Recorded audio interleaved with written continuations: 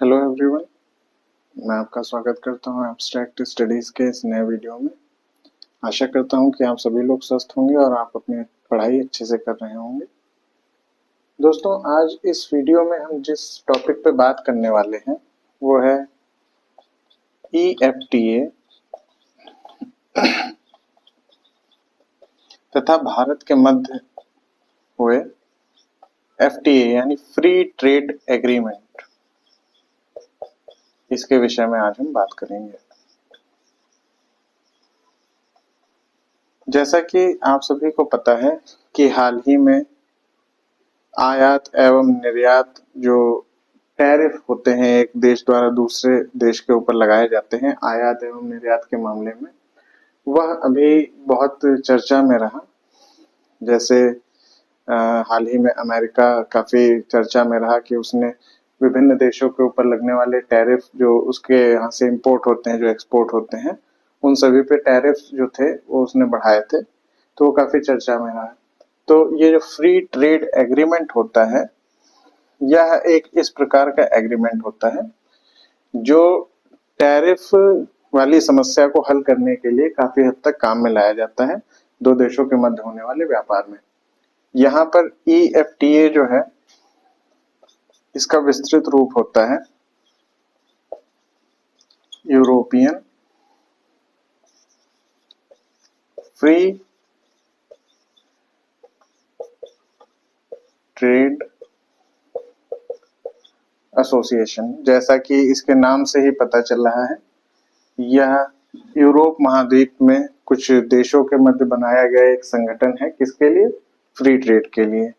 यह 1960 के दशक के आसपास अस्तित्व में आया और EFTA में वर्तमान समय में 4 सदस्य हैं। सदस्य देश जो हैं स्विट्जरलैंड, आइसलैंड, नॉर्वे और लिंकनस्टाइन। ये 4 देश यूरोपियन फ्री ट्रेड एसोसिएशन के सदस्य हैं।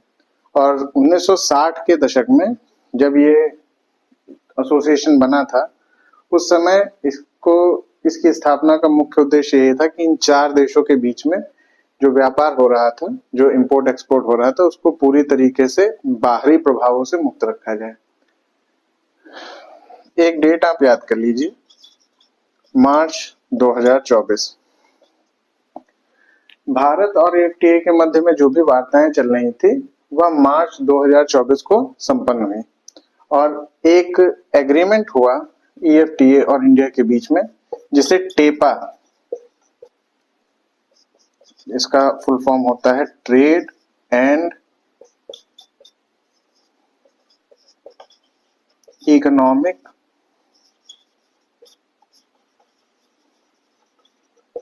Partnership agreement. ये एक एग्रीमेंट हुआ EFTA और भारत के मध्य में। 2024 को इसकी वार्ताएं समाप्त हो गई और 1 अक्टूबर 2025, यह तिथि महत्वपूर्ण है, 1 अक्टूबर 2025 से यह जो टेपा था, यह एग्रीमेंट प्रभावी हुआ। बातचीत कब हो गई थी? मार्च 2024 में, और इसका प्रभावी होने की तिथि 1 अक्टूबर 2025 है।